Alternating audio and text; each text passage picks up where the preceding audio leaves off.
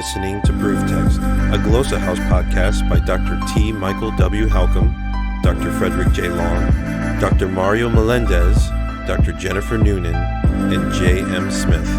Welcome and enjoy. Hello and welcome to Proof Text. I am Michael Halcomb, and in this episode, we are thinking about our Greek vocabulary, or as we call it here on Proof Text, our grocabulary. So what we're thinking about in particular, the way that we're going to build our Greek vocabulary is the Greek root zait. Zait. Zeta, epsilon, tav. Zait. And I'm going to take you to Step Bible, which if you're watching, you'll be able to see that on the screen. If you're just listening, that's okay as well. And we're going to do some looking at the Greek root zait. And it looks like this. So I'm going to set my keyboard to Greek, and here we go. We're going to type in zeta, eta, tav. And you'll see that essentially three Greek roots come up. Three words rather with this Greek root come up. And we have zeteo, the verb form to seek. We have zetesis, and that's a noun, a controversy. And zetema, which is a question or a dispute. Now, this zait root, if you look at these three terms, has to do really with searching or seeking. And so when we have zetesis defined lexically as a controversy, well, a controversy is something in which we're seeking or searching for a solution. We're searching for a way to resolve the problem. We're searching for a way to end the controversy, right?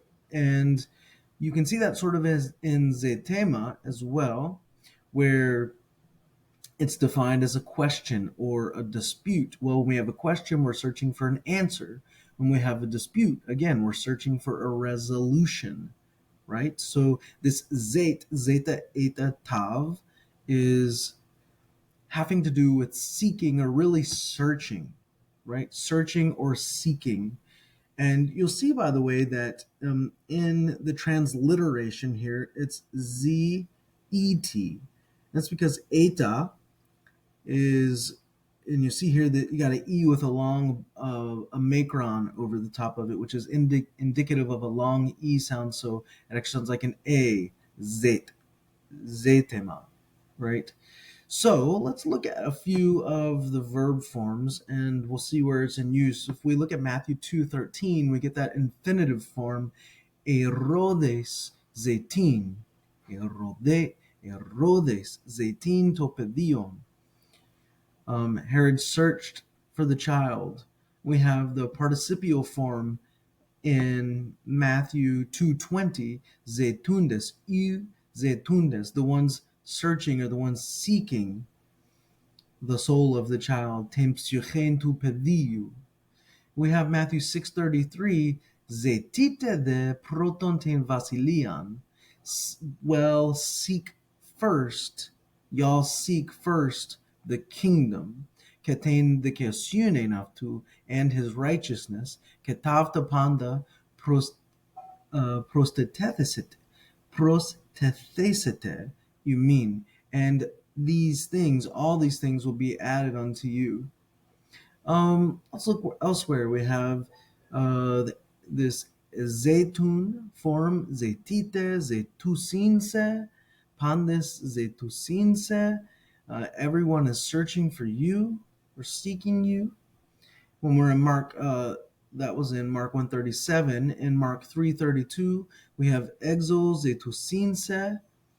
Or we back up, ke you adophiusu exo zetusinse, and your siblings are outside searching for you.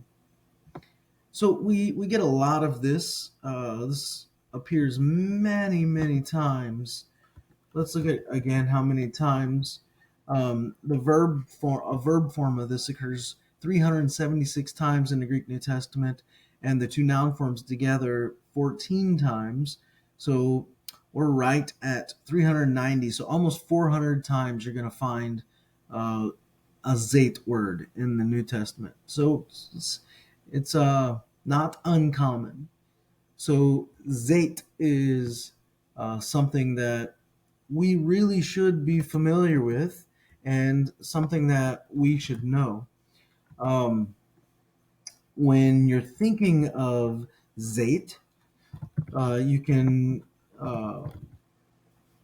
try to remember that it has to do with seeking or searching. Um, yeah, so it's an important word. Uh, I'm trying to think, give a mnemonic device for uh, the word zait, which has to do with seeking. And if you think of just the root itself, zeta, eta, tav, um, you you can almost think of that like almost like a zealot is one way you can think of it. Someone who's constantly uh, perhaps seeking strife or something like that. Another way to think of it, what is it? The there are some forms of the English alphabet. I don't remember if it's Australian or British or what it is, but they maybe even Canadian, French, where they end with Z, right? So Z sounds like Zet, and you're thinking you're seeking to get to Z, the last letter of the alphabet. That's another way to think of it, but perhaps,